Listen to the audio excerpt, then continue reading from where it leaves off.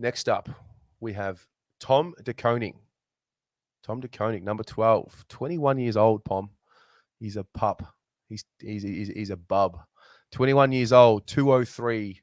Says here he's 97 kilos. I feel like he's pushing in close to that 100 mark. But I think what we saw from Tom in 2020 was, okay, he could match it at the level.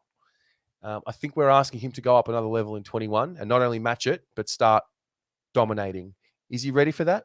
100%. Yeah? 100%.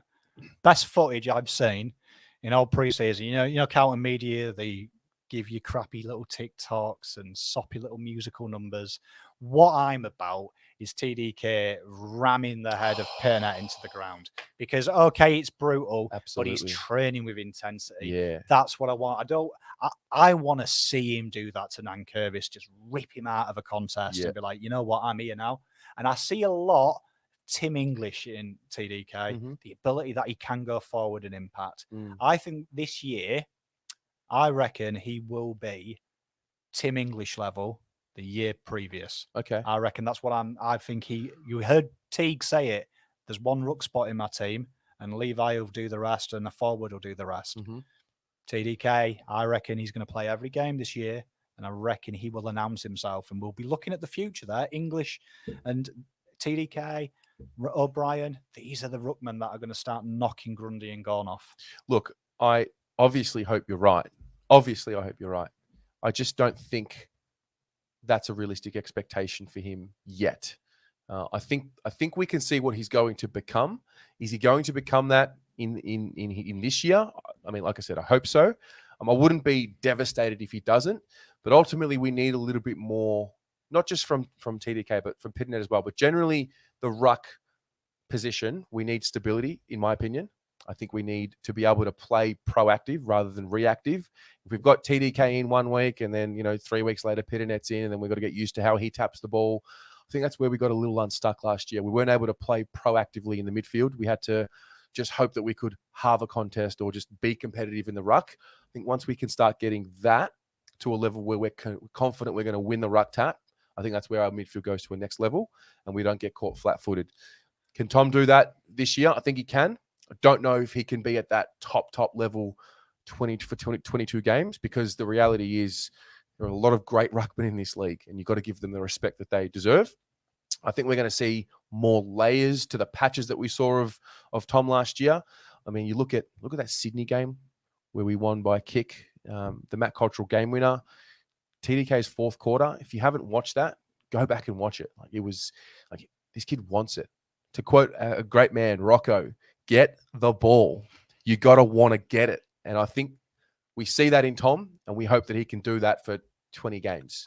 I don't think we have to put rappers on TDK. I don't know. I think he showed enough last year. I think if you look at 2019 Tim English, there was times where he got dominated. But my expectation is 29 Tim English for him. It is play the games because we've got Pitternet. So if you come against a Max Gorn, I'm quite happy, and I'm sure Teague, he's a very clever man. He will play Pitternet and TDK, and people have had success against Gorn playing a body ruckman, then giving him agile.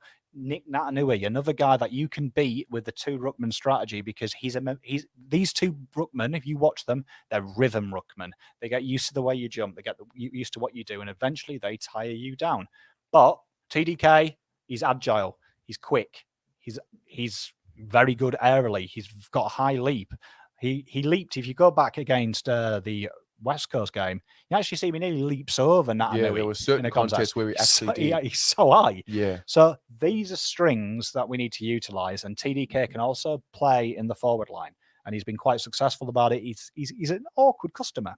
So I don't see why you can't play every game because you just drop Casbolt, you just drop McGovern, and you say, Pitternet, you come in and you rest in the forward line, and we've got our three talls back.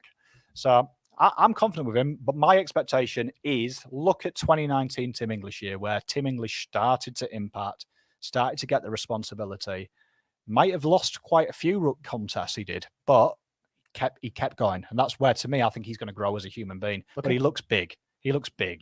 He's ready. He's ready? He's ready, man. I'm excited. Let's see what you guys at home have to say. Arda on Facebook says he has talent. He needs to be more aggressive and get more involved in games and work a little harder. Jeremy says he just needs to take his marks in the forward line. Stephen believes that TDK is more nimble than English. Alexander says that TDK is a lot bigger than English. He can tap very well, but needs to work on the small errors he makes that we saw last season. Brandon Hamilton says his vertical leap is insane. He gives us a massive advantage, especially in center bounces with clearances. I hope he gets stronger and can compete in the around the ground stoppages, as he was getting beaten too easily in those ruck contests. A lot of love here. A lot of love. Very good football. Thomas believes that we should have given TDK the number 8 to, I don't know.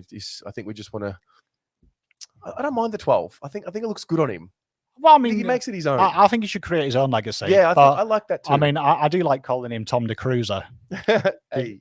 Because he is going to be our next 10-year ruckman. Well, imagine he has the endeavour that Matthew Cruiser had with his athleticism. I thought he learned well. I think if you look as well throughout his games this year, just gone, towards the end of the year, his second and third and fourth efforts were off the chain, man. So he's learning them things. Yeah. That's been Tom De Koning.